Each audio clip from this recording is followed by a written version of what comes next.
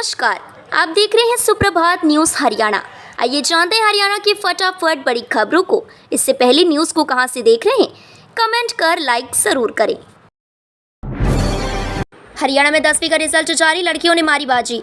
Haryana board 10वीं result 2024 का इंतजार कर रहे छात्रों के लिए खुशखबरी है। हरियाणा विद्यालय शिक्षा बोर्ड के अध्यक्ष डॉक्टर वीपी यादव ने आज एक प्रेस कॉन्फ्रेंस कर 10वीं कक्षा का रिजल्ट जारी कर दिया है। इस साल लगभग 2 लाख से ज्यादा छात्रों ने 10वीं की बोर्ड परीक्षा दी थी। छात्र बेसब्री से रिजल्ट का इंतजार कर रहे थे। डॉक्टर यादव ने बताया कि सेकेंडरी नियमित परीक्षार्थियों का परीक्षा परिणाम 95.22% तथा स्वयं पाठी परीक्षार्थियों का परिणाम 88.73% रहा है। बोर्ड अध्यक्ष ने सभी छात्र छात्राओं को उनके बेहतर परीक्षा परिणाम के लिए हार्दिक बधाई दी। गुरुग्राम की 294 अवैध कॉलोनियां नियमित करने का सर्वे पूरा। गुरुग्राम की अवैध कॉलोनियों में रहने वाले लोगों के लिए राहत भरी खबर है। गुरुग्राम शहरी स्थानीय निकाय विभाग ने शहर की 294 अवैध कॉलोनियों को नियमित करवाने के लिए सर्वे का काम लगभग पूरा कर लिया है। इस माह के अंत तक सभी कॉलोनियों की सर्वे रिपोर्ट मुख्यालय को भेज दी जाएगी। अधिकारियों का दावा है कि जून में सरकार द्वारा इन कॉलोनियों को वैध करने की घोषणा की जा सकती है। ऐसे में इन कॉलोनियों में रहने वाले करीब 1.5 लाख से ज्यादा लोगों को मूलभूत सुविधाएं मिल सकेंगी। द्वारका एक्सप्रेसवे से जुड़ी एक और बड़ी गुड न्यूज़। गुरुग्राम की दर्जनों कॉलोनी और सोसाइटियों की होगी बल्ले बल्ले।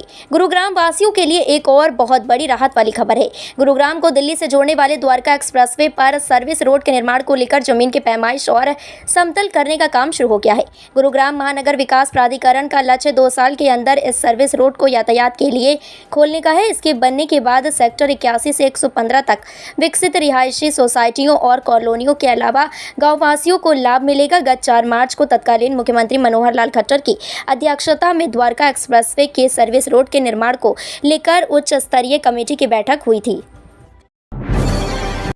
प्रमाण पत्र न देने वाले घर पर नहीं सकेंगे मतदान।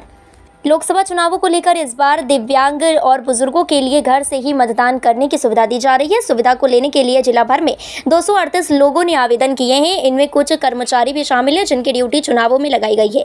आवेदन करने वाले 60% दिव्यांग ऐसे हैं जिन्होंने फॉर्म 12D के साथ अपना दिव्यांग प्रमाण पत्र नहीं दिया है। इस पर उनके आवेदनों को खारिज कर दिया जाएगा। निर्वाचन आयोग की तरफ से इस बार 40% से अधिक दिव्यांग और 85 से अधिक आयु के लोगों को घर से बैलेट पेपर पर मतदान करने का अधिकार होगा।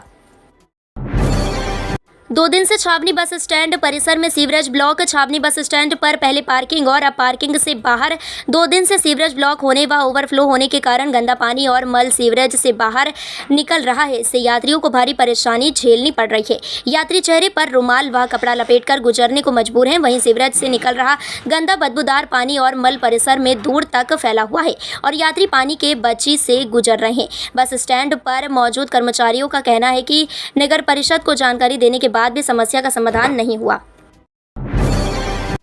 नए शैक्षणिक सत्र में नया सिलेबस पढ़ेंगे एमडीयू के विद्यार्थी। एमडीयू व संबंधित कॉलेजों के विद्यार्थियों को नए शैक्षणिक सत्र में नया सिलेबस पढ़ने के लिए मिलेगा। यह सिलेबस किताबी ज्ञान के साथ प्रायोगिक समझ देने वाला होगा। इसमें प्रयोग के जरिए बात समझाने व सिखाने पर जोर दिया जाएगा। साथ ही यह सिलेबस आर्थिक, सामाजिक व राजनीतिक की समस्याओं के समाधान करने वाला होगा। एनईपी के तहत एमडीयू का प्रयास शिक्षा का समाज से जुड़ाव पर जोर देना है। इसी कड़ी में एमडीयू में विभिन्न कॉलेजों के शिक्षकों को यहाँ प्रशिक्षण दिया जा रहा है। अब तक शिक्षा केवल जानकारी या ज्ञान के लिए रही है। किसान आंदोलन के 25वें दिन 139 ट्रेनें प्रभावित, 72 रद्द। किसान आंदोलन के 25वें दिन शनिवार को 139 ट्रेनों का संचालन प्रभावित रहा।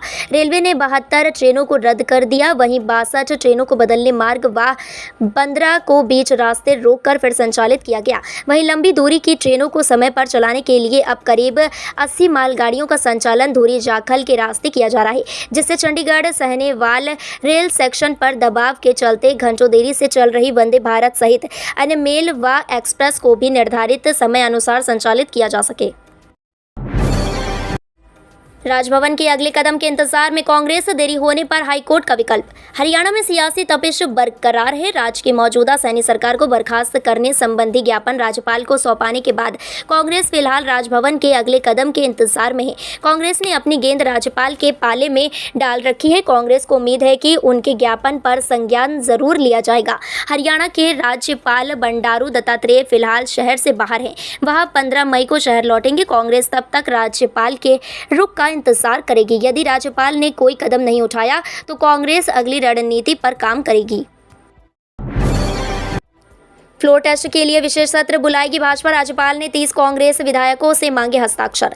हरियाणा के अल्पमत में आई भाजपा सरकार को बर्खास्त करने तथा राज्य में राष्ट्रपति शासन लगाने की मांग कर कांग्रेस और जसपा दोनों दल बुरी तरह से फंस गए हैं। हरियाणा के पूर्व मुख्यमंत्री मनोहर लाल ने रविवार को संकेत दिए कि भाजपा सरकार लोकसभा चुनाव के बाद विधानसभा का विशेष सत्र बुला सकती है और फ्लोर पर बहुमत साबित करने को तैयार है। इसके साथ ही राज्यपाल ने कांग्रेस से अपने सभी 30 विधायकों के हस्ताक्षरों वाला पत्र देने को कहा है।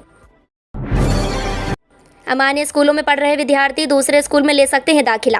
जिले में बिना अनुमति और गैर मान्यता के चल रहे स्कूलों पर शिक्षा विभाग सख्त हो गया है। शिक्षा विभाग ऐसे स्कूलों पर ताला लगाने की तैयारी कर रहा है। इसे लेकर विभाग की ओर से स्कूलों को 2 दिन का नोटिस देकर जवाब मांगा गया है। दूसरी ओर इन स्कूलों में पढ़ रहे बच्चों को अन्यत्र स्कूलों में शिफ्ट करने की भी तैयारी की जा रही है। विदित हो कि शिक्षा विभाग ने जिन अमान्य स्कूलों की सूची बनाई है उनमें कई स्कूल पूर्ण रूप से अवैध व अमान्य है, जबकि कुछ स्कूलों के पास 8वीं कक्षा तक की मान्यता है, परंतु वह 10वीं व 12वीं के विद्यार्थियों को पढ़ा रहे हैं।